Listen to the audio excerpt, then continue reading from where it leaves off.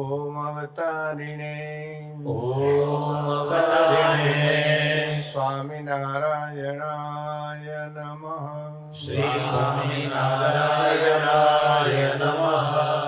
ઓમ અવતારિણે શ્રી હરિ કૃષ્ણાય નમો નમઃ. શ્રી હરિ કૃષ્ણાય નમો નમઃ. ઓમ અવતારિણે પૂર્ણ પુરુષોત્તમાય નમો નમઃ. પૂર્ણ પુરુષોત્તમાય નમો નમઃ. ઓમ સર્વેભ્યઃ સર્વેભ્યઃ સદ્ગુરુભ્યઃ સદ્ગુરુભ્યઃ નમઃ. નમઃ. સહજાનંદ સ્વામી મહારાજની જય. હરે કૃષ્ણ મહારાજની જય. શ્રી લક્ષ્મી નારાયણ દેવની જય. શ્રી નારાયણ દેવની જય. શ્રી રાધારમણ દેવની જય. શ્રી મદન મોહનજી મોહનજી મહારાજની જય. શ્રી ગોપીનાથ પિયાજી મહારાજની જય. સિયાવર રામચંદ્ર ભગવાનની જય. ઉમાપતિ મહાદેવની જય. વિઘ્ન વિનાયક વિનાયક દેવની જય. કાષ્ટભંજન દેવની જય. આપ સર્વના હૃદયમાં વિરાજમાન શ્રી હરિને વંદન કરી જય સ્વામિનારાયણ. જય સ્વામિનારાયણ. જય સિયારામ. જય સિયારામ. જય શ્રી કૃષ્ણ.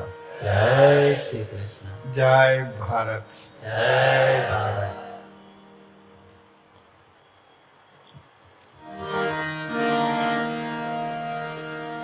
પ્રભુ પ્રસન્ન કરવા કરે છે ઉપાય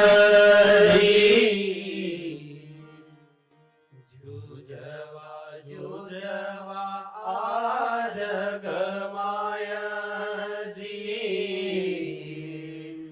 જેવી રુચિ જનની જેવો અભિપ્રાય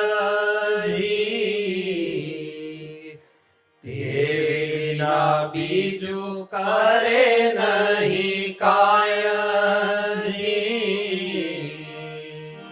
કરે નહીં બીજું કોઈ દિન કરે તેમાં માનું જેમ માન. માતી ન પોતી વૈરાગ્ય વિના વણ સમજે આદરે સાધના. કોઈ કહે જપે હરી જશે, કોઈ કહે તપે તત્કાળ, કોઈ કહે તત તીર્થથી રાજી થાશે દીન દયાળ. કોઈ કહે જોગ જગ્ન કરતા પ્રસન્ન થાશે પરબ્રહ્મ. કોઈ કહે વ્રત નિયમ રાખતા શ્રી હરિ થાશે સુગમ. કોઈ કહે વ્રત લીધે સીધે કમળ પૂજાથી કામ કોઈને ફળ ચડી પડતા રાજી થાય શ્રી હરિ શ્યામ કોઈ કહે હિમાળે આળ ગાળે બાળે દાવા નળે દેહ તો જરૂર રાજી થાશે જીવન એહ વાતમાં નથી સંદેહ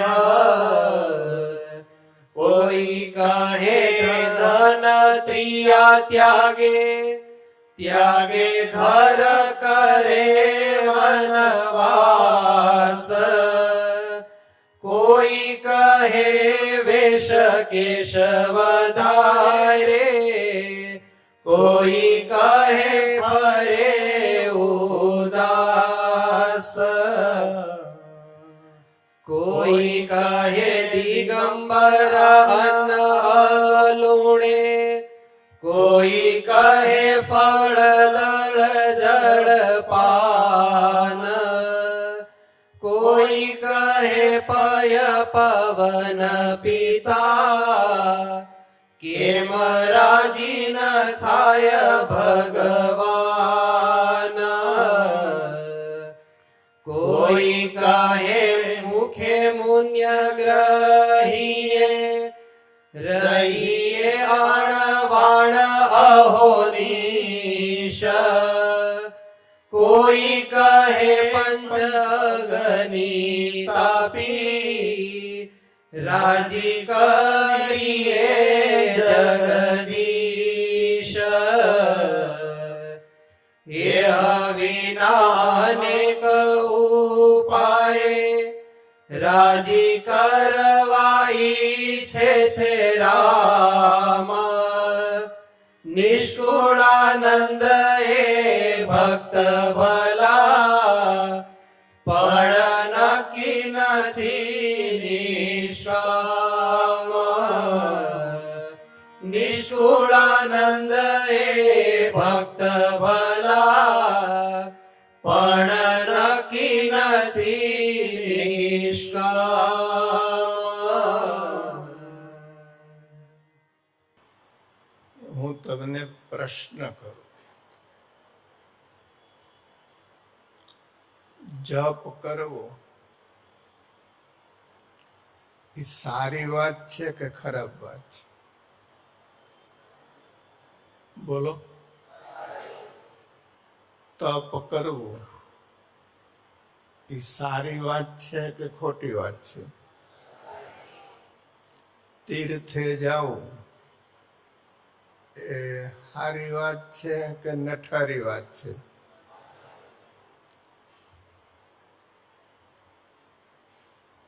રસકસ વગરનું ખાવું, અલુણા વ્રત. આ સાધુ બધે રસકસ વ્રત કરે, ખાલી બાજરાનો રોટલો ને પાણી, બ્રહ્મ વિહારી. તો આ બધી સરસ વાત છે. પંચાગ્નિ તાપવી સારી વાત છે કે નઠારી વાત છે? બોલો. હું હારી. વોટ ઇઝ પંચાગ્નિ? આ બધી આટલી સુંદર વાત, એના ઉપર સ્વામી મર્મ કેમ કરે છે, કટાક્ષ કેમ કરે છે? સમજાય છે પ્રશ્ન? કેટલા સરસ સાધનો છે. પ્રભુ પ્રસન્ન કરવા કરે છે ઉપાય જી જુજવા જુજવા આ જગમાય જી જેવી રુચિ જનની જે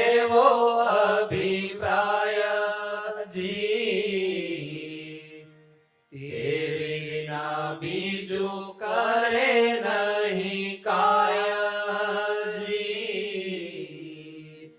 કરે નહીં બીજું કોઈ દિન, કરે તેમ માનું જેમ મન, મતિના પોતી વૈરાગ્ય વિના, વણ સમજે આદરે સાધન.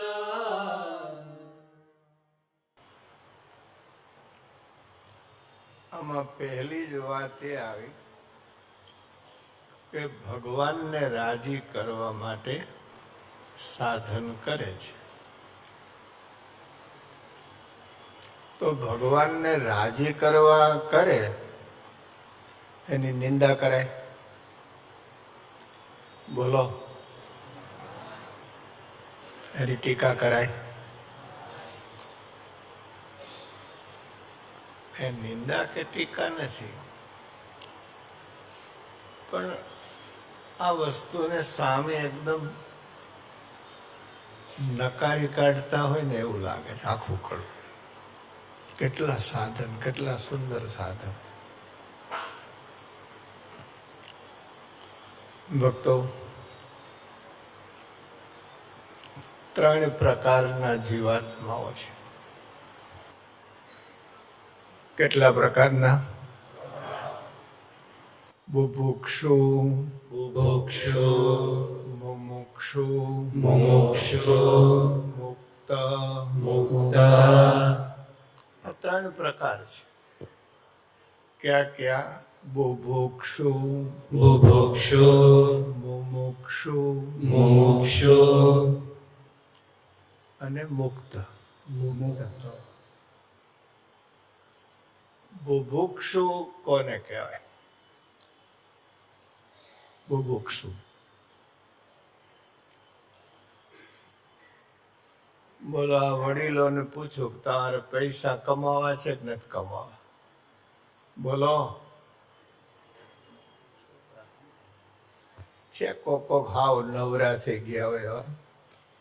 સારું ઘર જોઈ છે કે નથી જોતું? બોલો બોલો, સારું ઘર જ જોઈ છે કે હારા?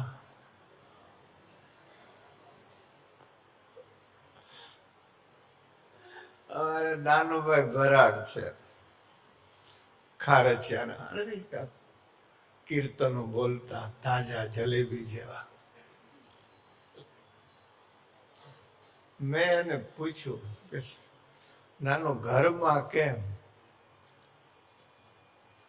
તો કે વાત જવા દો, બોલાય એમ નથી.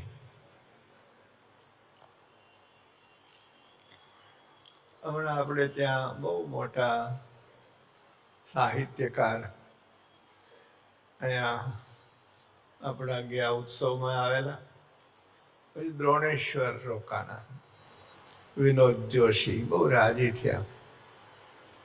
વાતમાં કોઈ વાત એવી મજાની આવી જાય. મેં કીધું, વિનોદ, ગાડી તમે ચલાવો છો કે ડ્રાઈવર ચલાવે છે? તો કે સામી ગાડી તો હું ચલાવું છું, પણ એ સજોડે આવેલા, એકલા નહોતા. અને જ્યાં જાય ત્યાં વિનોદ ને અરે વિમલબેન ને હોય, જોડે જ હોય. તો કે ગાડી તો ડ્રાઈવર ચલાવે છે. હા, હું ચલાવું છું, ડ્રાઈવર તો રાખ્યો નથી, પણ વિમલ કે એમ ચલાવું છું. સમજાય છે ને બરાબર? એમ તમારી બધાની ગાડીઓ તો હાલે છે, પણ વિમલ કે એમ હાલે છે.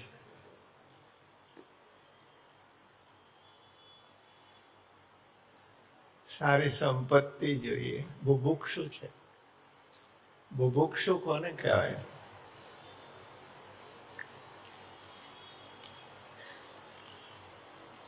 જેને ભોગની ઈચ્છા હોય એને બુભુક્ષુ કહેવાય. મને ભોગ સુખ મળે. વાલા ભક્તજનો, આ એક સંસારની સહજ પ્રક્રિયા છે. દરેકને ભોગ સુખની ઈચ્છા છે. ઇવન પશુઓ પણ ભોગ ભોગવે છે, સુખ ભોગવે છે. એના ભોગ સુખ લિમિટેડ છે, મર્યાદિત છે. તો ભોગની ઈચ્છા બધાને છે. જેને ભોગની ઈચ્છા છે એને બુભુક્ષુ કહેવાય. શું કહેવાય? બુભુક્ષુ. બુભુક્ષુનો અર્થ છે જેને જોરદાર કકડીને ભૂખ લાગી હોય એને બુભુક્ષુ કહેવાય. ખાલી ભૂખો ન થયો હોય, કકડીને ભૂખ લાગી હોય. અમારા વાંદરાઓને પૂછું કે એકાદશીનો ઉપવાસ ગયો હોય અને પછી પાયણામાં લાડુ પીરસાય તો ઉતરી પડો કે ન ઉતરી પડો?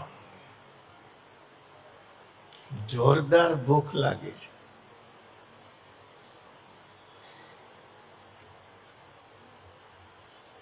અત્યાર સુધીની આપણી પરંપરામાં આપણા ઋષિ મુનિઓએ સંયમ શીખવાડ્યો. દરેક વસ્તુમાં ધર્મની મર્યાદા મૂકી. અને હવે જે ભોગવાદ ઉભો થયો છે ને, એ કકડીને ભૂખ લાગી છે. એટલે માણસ બેફામ બનીને ભોગ ભોગવે છે. યુવાન દીકરા દીકરીઓ એના જીવનના પ્રવાહ બદલતા જાય છે.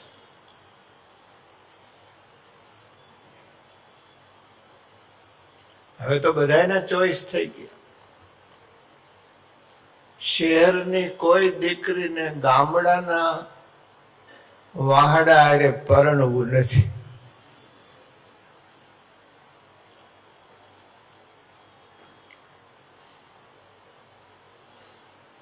બોલો, છે કે નહીં?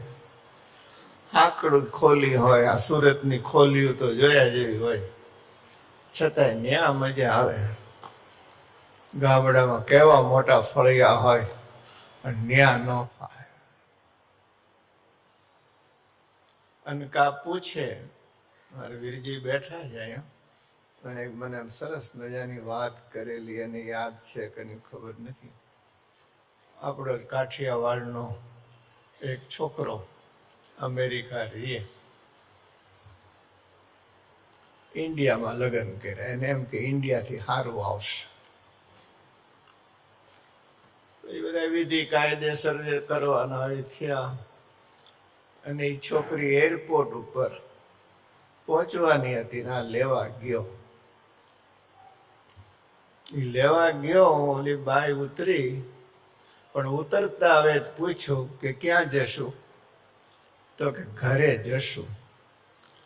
તો કે ઘરમાં ગાર્બેજ છે કે નથી? ગાર્બેજ એટલે કચરાની ટોપલી. આમાં સમજ્યા તમે કઈ? ઓલો ડોહો ડોહી એ ગાર્બેજની ટોપલી. ઓલી છોકરી કે ઘરમાં જો ગાર્બેજ હશે તો હું નહીં આવું, ગાર્બેજ નહીં હોય તો આવીશ. ક્યાં આજે દુનિયા પહોંચ. એ તો આનો નમાલો તેની શરતે લઈ આવ્યો. ડાયો હોત ને પાછી પ્લેનમાં બેસાડી દીધી હોત. ઉચ્છૃંખલ અમર્યાદિત સ્વચ્છંદ ભોગ ભોગવાઈ રહ્યા છે. જે ભોગ ક્યારેય લાંબો સમય ટકતા નથી અને દુઃખથી ભરેલા છે. ભોગ માત્ર લાંબો સમય ટકે નહીં. અરે વાંદરા ઓલો દુહો સાંભળ્યો છે ને, ખરતા પીપળ પાન અને હસતી કૂપળિયા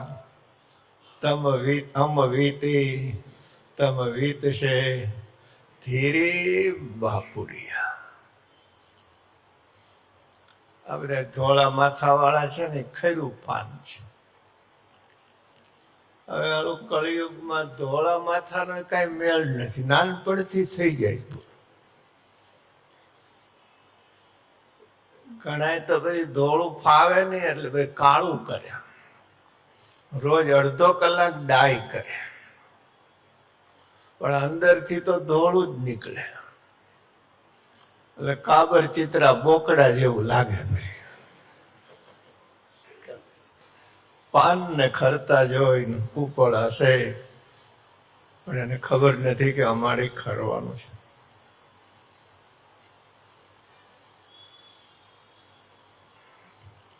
સંસારના સુખ લાંબા ટકતા નથી, થોડો સમય. આ જુવાની છે ને એ શેરડીના સાંઠામાં રહેલી ઈયળ જેવી છે.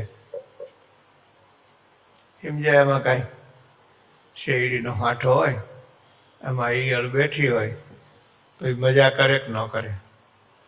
હા, એ રવા પીતી હોય. પણ ક્યાં સુધી? સિચોડામાં ન જાય ત્યાં સુધી. સમજ્યા? તમને વડીલો ને આમાં તમે કાંઈ સમજ્યા? ઈયળને મજા ક્યાં લગી? શેરડીમાં બેઠી હોય ત્યાં લગી, અને સિચોડામાં ન જાય ત્યાં સુધી. સમજ્યા? આમાં કઈ સમજ્યા? એમ અત્યારે અવસર છે, મજા કરી લ્યો. સિચોડો રાહ જુએ છે. સિચોડો હું? લગ્નનો માંડવો. આ સિચોડો છે.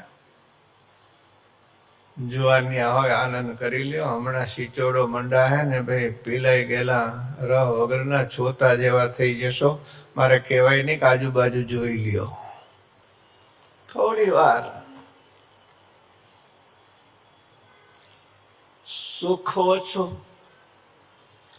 દુઃખ વધારે. શાસ્ત્રકારોએ કેવી ક્લાસિફિકેશન બુભુક્ષુઓની વાત કરે. સુખ ઓછું, દુઃખ વધારે. એક તાવડી તેરવાના માગે. બોલ, ભાગશાળી તો શ્રુતિ આપણે છીએ કે આપણે તાવડી ગઈ અને રોટલા ઘડનારી ગઈ. સુખિયા તો સાધુ છે, નહીતર આપણે બોરડીના ઝાડામાં હલવાઈ ગયા હોત.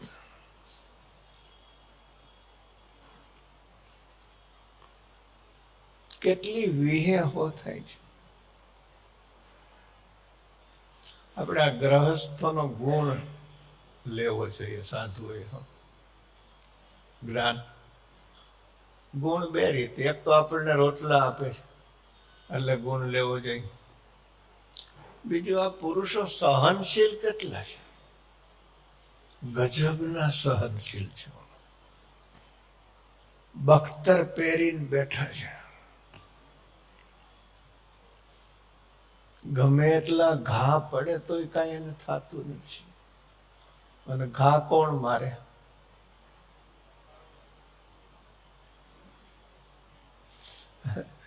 રાબુદ્દીનભાઈ ભીખુદાન કહે છે ને, છોટું વેલણ મારે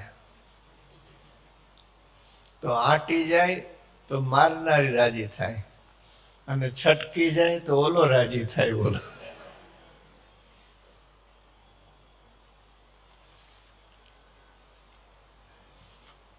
તોય કોઈ દી વૈરાગ થયો?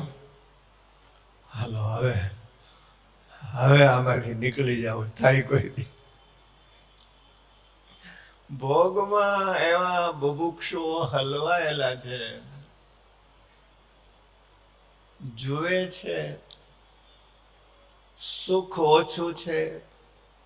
હાવ નથી એમ તો ન કહેવાય, કાંઈક તો છે.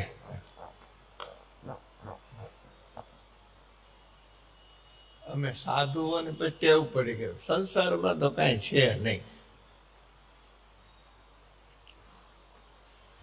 સામે આવે તો ખબર પડે સંસાર છે કે નથી. ભર્તૃહરિ મહારાજ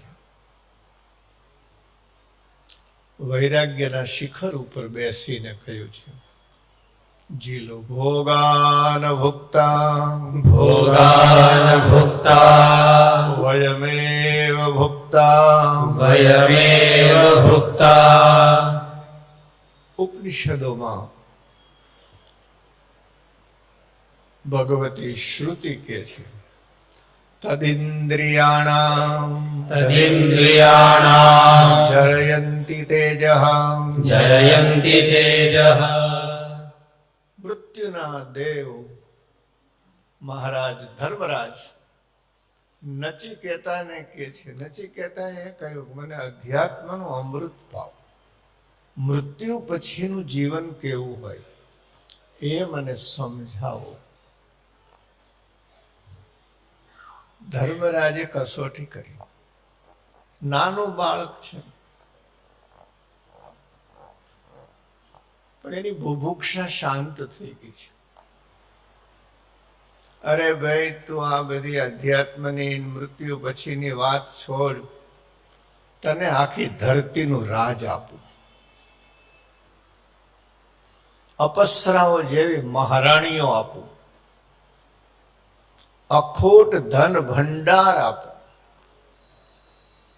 તું કે એમ થાય એવું ઐશ્વર્ય આપું, તો આ વાત છોડી દે. ત્યારે નચિકેતાએ કીધું કે આ બધું મેળા પછી શું હું અમર થઈ જઈશ, મૃત્યુના પાશથી મુકાઈ જઈશ? ધર્મરાજ એસા કે નહીં, આ બધું મળે પણ મૃત્યુનો પાશ ના છૂટે. તો એવા ભોગને લઈને શું કરું કે મારે ઇન્દ્રિયોના તેજને હરી લે. સાંભળી સાંભળીને કાનની શક્તિ ઓછી થઈ ગઈ. પછી મશીન માંડવા પડે, માંડી એ પાછું ફિટ કરવું પડે, નહીતર મશીન જ ઘોંઘાટ કરતું. અમારા કેટલાક વડીલો છે ને, કોઠા હોજ વાળા બહુ હોય, ઇઝરાયલ વાળા ન હોજે એવું ડોહાને હોજતું હોય. આપણા રામજીભાઈ અંકેવાળિયા બાપા, ત્રિભુવન બાપા કંઈક નામ હતું, ત્રિભુવન બાપા. તે રોજ બપોરે કથા થાય, નારાયણ ભગત હોય, ગુરુ સ્વામી બેઠા હોય, હાવ મફત ગુરુ હો, બારોબાર ગુરુ થઈ ગયા, મહેનત વગર બેઠા હોય. બાપાને કઈ સંભળાય નહીં. એટલે જૂનો જમાનો હતો ને, તો બાપાએ સાયકલમાં હવા ભરવાનો પંપ હોય ને, પંપ એની ટ્યુબ લીધી રબરની, અને કેરોસીન ગાળવાની 2 ગયણી લીધી. તે ટ્યુબના એક છેડે એક ગયણી, એ માધવભાઈ રામજી છે કે નથી, એક છેડે એક ગયણી, બીજે છેડે બીજી ગયણી. તો કથા વંચાતી ને બાપો આમ કરે, બોલો, કથા વાચકના મોઢા પાસે રાખે અને એક એના કાન પાસે રાખે. બોલો, છે ને ગજબ. એ કાનના તેજને કોણ ખાઈ ગયું? આંખના તેજ ઝાંખા કેમ પીડે? જોઈ જોઈને એનર્જી વેડફાઈ ગયા. ડબલ નેજવા માંડવા પડે, તે માંડવું છે. જીલો તદિન્દ્રિયાણામ તદિન્દ્રિયાણામ જરયંતિ તેજઃ. જયંતિ તેજઃ. ભોગ ભોગવાતા નથી, ભોગ આપણને ભોગવી જાય છે. જો સંયમ ન રાખે તો જુવાની જતા વાર તો લાગતી નથી અને ગઢપણમાં દશા કેવી થઈ જાય, ભોગવતા જાય છે આપણને. મહારાજ યયાતિ થયા, પાંડવોના આદિ પુરુષ. શુક્રાચાર્યના શાપથી એની જુવાની વહી ગઈ, અકાળ વૃદ્ધ થયા. 5 દીકરા હતા. શરીરને જરાય એટલે વૃદ્ધાવસ્થાએ ઘેરી લીધું, પણ અંદરની વિષય ભોગની જે વાસના હતી એ અતિ પ્રબળ હતી. શરીર સાથ આપે નહીં, વિષય ભોગ સિવાય રહેવાય નહીં. એના દીકરાઓ પાસે લાચારી કરી, તમારી જવાની મને આપો. શું કથાઓ સાવધાન કરે છે મુમુક્ષુઓ. આ દુનિયામાં માયા બડી મસ્તાની છે. ભલભલાને ફાંસલામાં બાંધે છે. જુવાન છોકરાઓને, યદુને, તુર્વસુને, એના છોકરાના નામ છે, અનુને, દ્રુહ્યુને, પુરુને, 5 દીકરાઓને કીધું તો માત્ર એક પુરુએ હા પાડી. પુરુએ કહ્યું કે મારું શરીર મા બાપ થકી છે, તો મારી જુવાની પણ તમારા થકી છે, તો હું જુવાની તમને આપીશ. એ સમય છે, આપવા લેવાની રીત કઈ આજના જેવી ન હોય કે ભાઈ અહીંયાથી લીધું ને અહીંયા દીધું. મંત્ર શક્તિઓના જાણકાર મહાપુરુષો હતા. જુવાની ટ્રાન્સફર થઈ, આ બાજુ વૃદ્ધાવસ્થા ટ્રાન્સફર થઈ. સાયન્સ કામ ન કરે વિદ્યાર્થી મિત્રો. જુવાન હતો એ વૃદ્ધ થઈ ગયો, વૃદ્ધ હતો એ જુવાન થઈ ગયો. વર્ષો સુધી ભોગ ભોગવા, પણ એક દિવસ એને જ્ઞાન થયું કે હું શું કરી રહ્યો છું. મારા જેવો કોઈ નિર્લજ્જ નહીં. મારા છોકરાની જુવાની એનાથી હું ભોગ ભોગવું છું. અને ભાગવતજીમાં સરસ શ્લોક છે, જીલો. ન જાતો કામ કામાનામ ઉપભોગેન શામ્યતિ હવિષા કૃષ્ણવર્ત્મૈવ ભૂય એવાભિવર્ધતે. બીજું 78 થી આવું છું, બરાબર? તું સાક્ષી છો, હું નામ નહીં લઉં, પણ જ્યારે આવું ને ત્યારે ભાઈ મને એ કે થોડાક ડોલર કમાવાઈ જાય ને પછી ઇન્ડિયા આવવું છે. વળી બીજી વાર જાવ ને ત્યારે એ જ કહે કે થોડાક ભેગા થઈ જાય પછી સામે હવે ઇન્ડિયા આવી જાવ. ત્રીજી વાર ગયો, મેં કીધું હવે છે ને આવો તે કહેજો. અગાઉથી કયો, હજી આવ્યા નથી. એક વખત તો જબરી ઓફર કરી કે અમેરિકાના માણસોને વૃદ્ધાવસ્થામાં રહેવા માટે કંઈક બનાવો, તો અમે બધા આવી ગયા. 2 વર્ષ પછી બોલ્યા કે ભારતમાં ન રહેવાય. મેં કીધું આને ભરોસે સોસાયટી ઊભી કરી હોત તો દર્શાવતા. તૃષ્ણા છૂટતી નથી.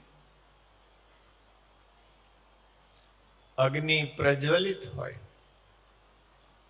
એમાં તમે થોડું ઘી નાખો તો અગ્નિ ઠરી જાય કે વધે? વધે. હવિષા હવિષા કૃષ્ણવર્તમેવ કૃષ્ણવર્તમેવ યજ્ઞના અગ્નિમાં તમે ઘી નાખો તો અગ્નિ વધે. એમ જેમ ભોગ ભોગવો એમ ભોગની તૃષ્ણા વધતી જાય. એક સંસારની આખી પ્રક્રિયા છે અને માણસ આમ ને આમ આખી જિંદગી વિતાવી દે છે. દુઃખી થાય છે, રાયડો પાડે છે, ફરિયાદો કરે છે, પણ છૂટતું નથી. જીવને ભોગની તૃષ્ણા એવી વળગી છે કે છૂટતી નથી. જાણે છે છતાંય છોડવા તૈયાર નથી. આ બુભુક્ષુઓ છે. ભોગની પાછળ એકાતરિયા થઈને દોડે છે. આજે આખી દુનિયા એની દોટ શેને માટે છે? ભોગને માટે છે. આ મેળવી લો, આ મેળવી લો, આ મેળવી લો. એમાં અમારે વિદેશોમાં તો અને હવે તો અહીંયા આમ તો સામાન્ય રીતે એવું હોય કે આ છોકરાઓને 24-25 વર્ષ થાય એટલે ડાયલે વળગી જવું જોઈએ. સમજાય છે ને? મોડું ન કરાય. અને ઓલો તો 30 વર્ષના થાય તો કે ના, હજી આટલું સેટ થઈ જાય પછી લગ્ન કરું. તે એમને 35 વર્ષનું ખોખું થઈ જાય. સેટને બદલે આખો અપસેટ થઈ જાય. બોલો, એવી ખોટી દોટો મેલી છે. આ બુભુક્ષુ પ્રકારના જીવાત્માઓ છે. એમાંય બુભુક્ષુના 2 પ્રકાર છે.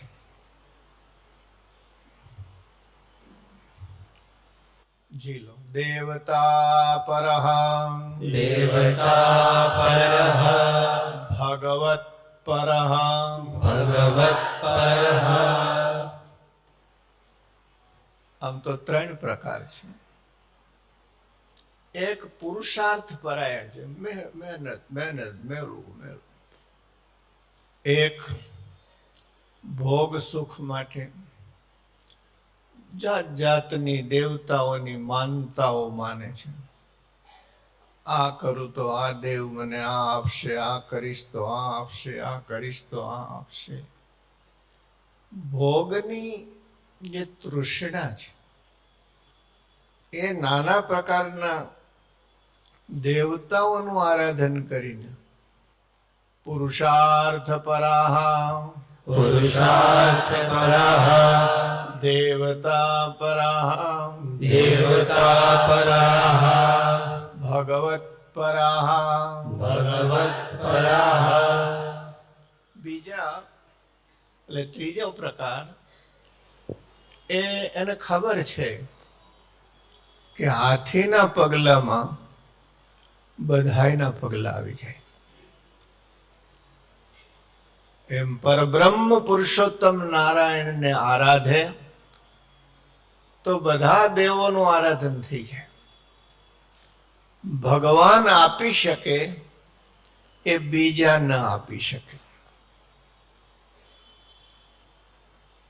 વાલા ભક્તજનો, પ્રસંગ છે એટલે થોડો વિસ્તાર કરી રહ્યો છું. ભગવાનની ઉપાસના અનેક પ્રકારે થાય છે. એક, પરોક્ષ ભાવે ભગવાનની ઉપાસના થાય છે. બીજું, પ્રગટ ભાવે ભગવાનની ઉપાસના થાય છે. ત્રીજું, દેવતાઓમાં ભગવત બુદ્ધિ રાખીને ઉપાસના થાય છે. ચોથું, ઝાડ પાન નદી પહાડો બધે ભગવાન બેઠા છે એમ માનીને વૃક્ષ પૂજા થાય, નદી પૂજા થાય છે, ગાયની પૂજા થાય છે, તુલસી વૃક્ષની પૂજા થાય છે, તો આમાં ભગવાન બેઠા છે એમ માનીને થાય છે. તો આવી જે ઉપાસના છે એ પાછી બે પ્રકારની છે. એક સકામ ભાવની છે અને એક નિષ્કામ ભાવની છે. સકામ ભાવે દેવતાઓને આરાધે છે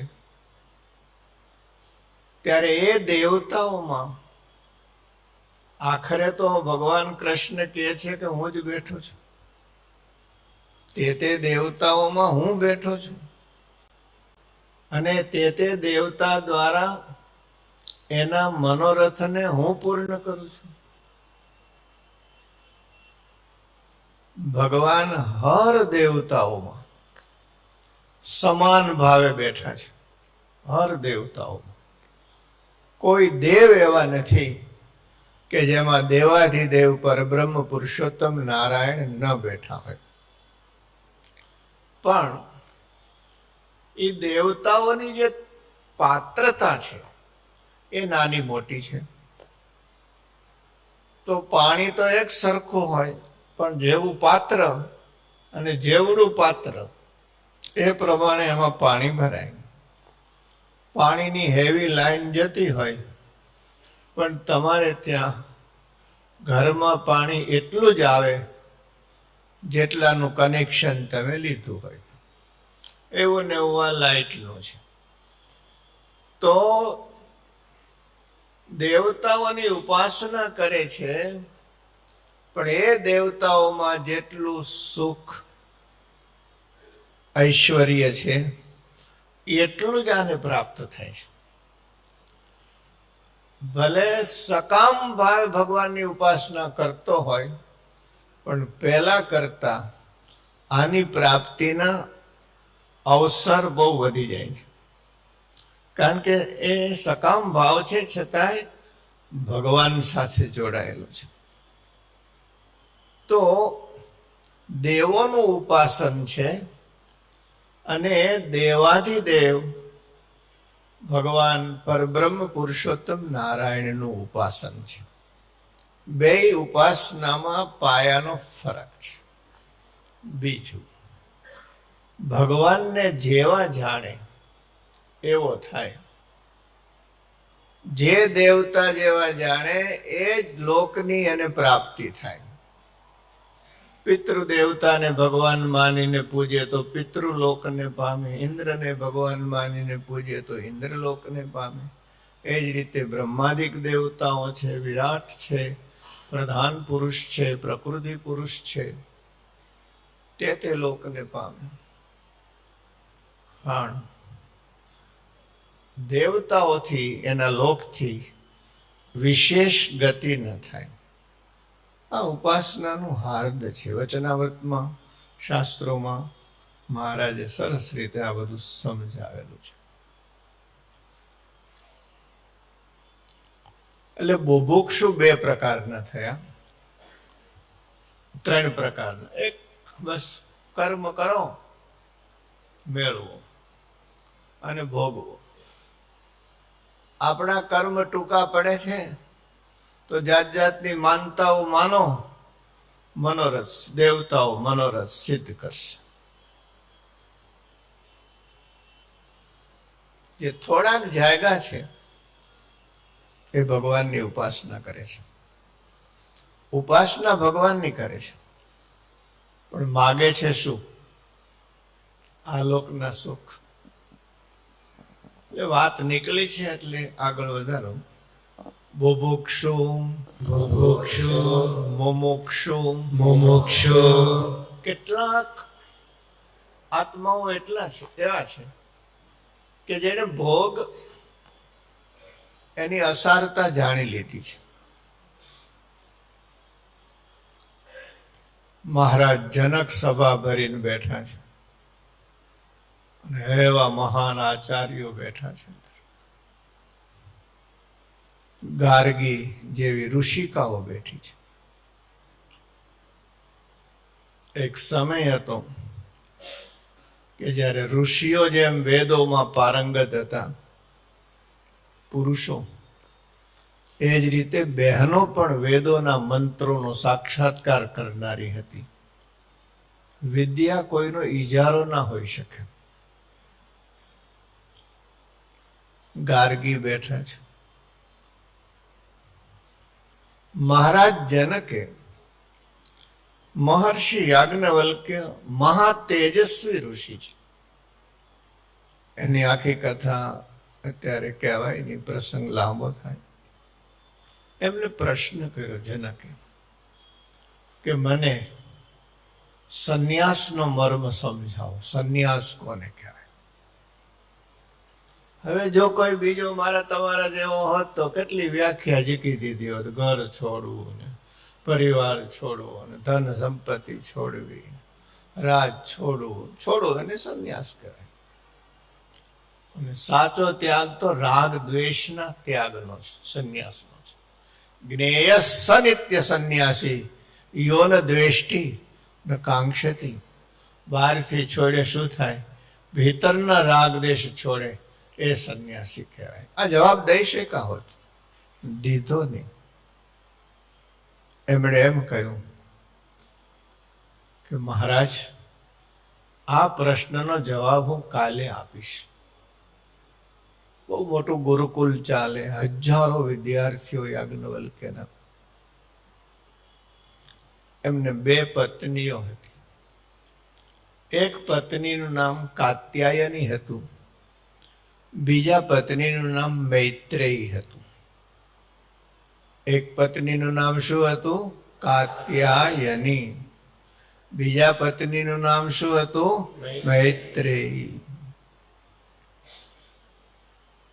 પણ બંને પત્નીઓના સ્વભાવમાં ફરક હતો. કાત્યાયની બહુ વ્યવહાર કુશળ, પ્રતિભા સંપન્ન, પ્રશ્ન આવે તો એનું સમાધાન કરનારા હતા. યાજ્ઞવલ્ક્યને કોઈ દી મૂંઝાવા ન દે એવા, અને વિદ્વાન તો હતા જ. મૈત્રેયીને વ્યવહાર પ્રત્યે વિતરાગ હતો. એ બ્રહ્મચિંતનમાં વધારે રહેતા હતા. મહારાજ જનકની સભામાંથી યાજ્ઞવલ્ક્ય આશ્રમમાં આવ્યા. પર્ણકુટીમાં યાજ્ઞવલ્ક્ય બેઠા છે, બંને પત્નીઓ બેઠા છે. પ્રશ્ન છે જનકનો, સંન્યાસ કોને કહેવાય?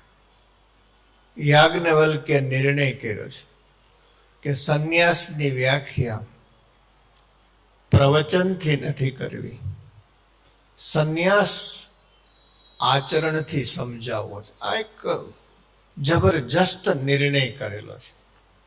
એના અનુસંધાને 2 પત્નીઓને કહ્યું, તમે અત્યાર સુધી મને ખૂબ સાથ આપ્યો છે.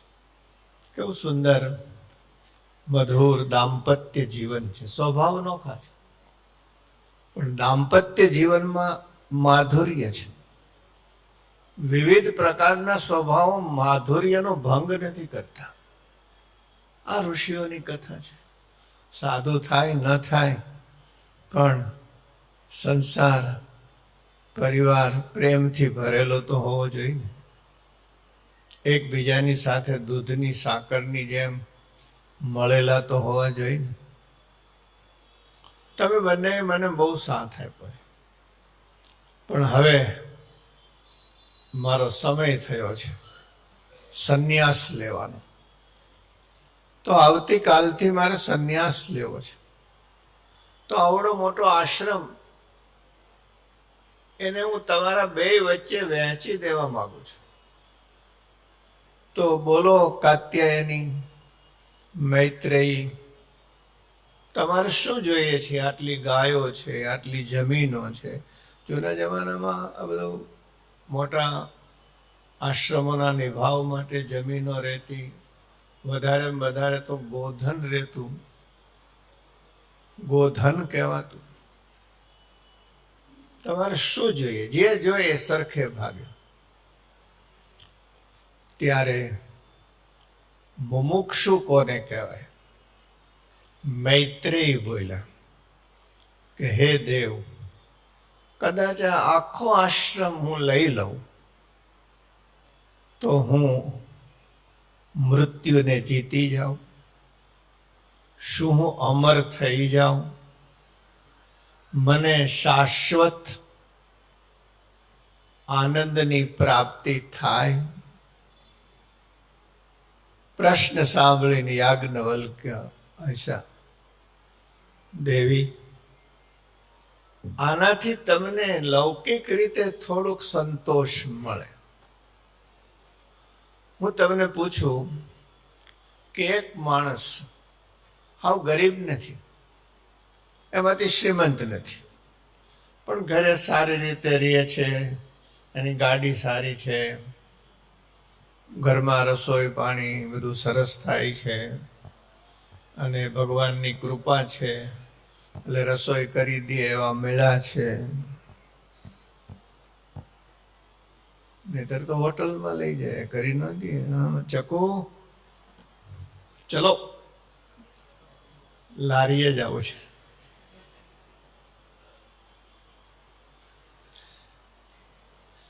તો એની પાસે એને જોઈ બધું છે.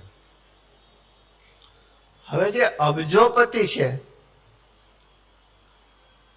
ગણું ગણાય ને એટલું છે, બેમાં ફરક કેટલો? એ શું હોનાની કઢી કરે છે? બોલો. હીરા વાટીને એના રોટલા ઘડે છે. એને એક સંતોષ છે મનમાં કે મારી પાસે આટલું છે, મારી પાસે આટલું છે, મારી પાસે આટલું છે. I have it, I have it, I have it. એ સિવાય શું છે એની પાસે? તો હે મૈત્રેયી, આનાથી તમને થોડી વાર એમ લાગશે કે તમે એક વિશાળ આશ્રમના સ્વામીની છો. લોકમાં તમારી કીર્તિ પણ થશે, પણ તમે જે પ્રશ્ન કરો છો એ અમરત્વની પ્રાપ્તિ આ મરણ ધર્મ પદાર્થોથી નહીં થાય. અને ત્યારે મૈત્રેયીનો સરસ જવાબ છે, જી લો. યેન અહમ અમૃતા નસ્યામ તેન અહમ કિમ કુર્યામ. જેનાથી મને શાશ્વત આનંદ સ્વરૂપ પરમ તત્વની પ્રાપ્તિ ન થાય, એને મેળવીને હું શું કરું? મારે આશ્રમ નથી જોતો, મારે મોક્ષ જોઈએ છે. આમાંથી આ સંસારના અસાર એવા ભોગ, દુઃખમય ભોગ, એનું સ્વરૂપ એને જાણી લીધું છે. એટલે બુભુક્ષુમાંથી મુમુક્ષુ તરફ પગલા માંડ્યા છે. તો જેની વૃત્તિઓ મુક્તિ માટે ઝંખે છે એને મુમુક્ષુ કહેવાય. બુભુક્ષુ, મુમુક્ષુ. મુમુક્ષુઓમાં પણ પાછા પેલા જેવા જ બે પ્રકાર છે. દેવતા પરઃ, ભગવત પરઃ. મોક્ષ માટે એ અનેક પ્રકારના દેવતાઓ, આ તમે જો હિરણ્યકશિપુ, રાવણ, આપણે કોઈ દી મરીએ નહીં એવી કામનાથી બ્રહ્માજીની આરાધના કરી અને વરદાન માંગ્યું. ત્યારે બ્રહ્માએ શું કીધું? ભાઈ, હું તને એવો અમર ન બનાવી શકું, કારણ મારે માથે મોત ગાજે છે. આ બ્રહ્માંડની યારે મારું પૂરું થઈ જવાનું છે. પણ અજ્ઞાન છે. એટલે જ્યાં ત્યાં જેમ ભોગની ઈચ્છા જ્યાં ત્યાં રાખે છે, એમ મોક્ષની ઈચ્છા પણ જ્યાં ત્યાં રાખે છે. પણ એમાં જે સાચો મુમુક્ષુ છે એ ભગવાનને શરણે જાય છે. આ મારા મુક્તિદાતા છે, એ ભગવત પર છે.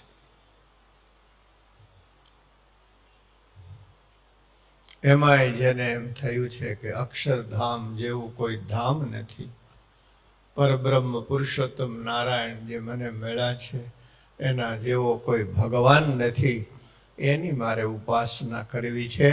એની તોલે દુનિયામાં બીજો કોઈ ન આવે ભક્ત.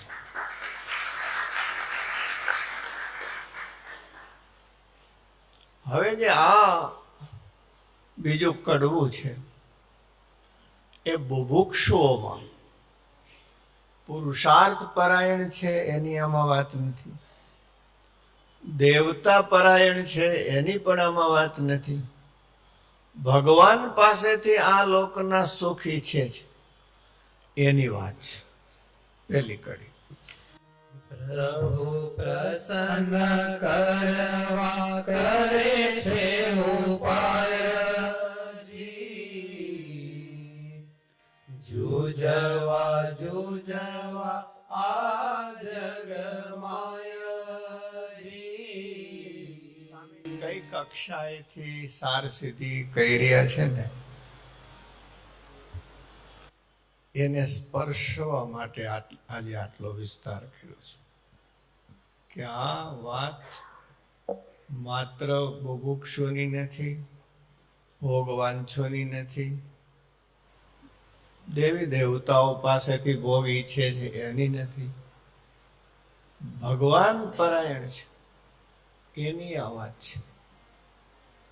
છતાં કઈક ખામી રહી જાય છે.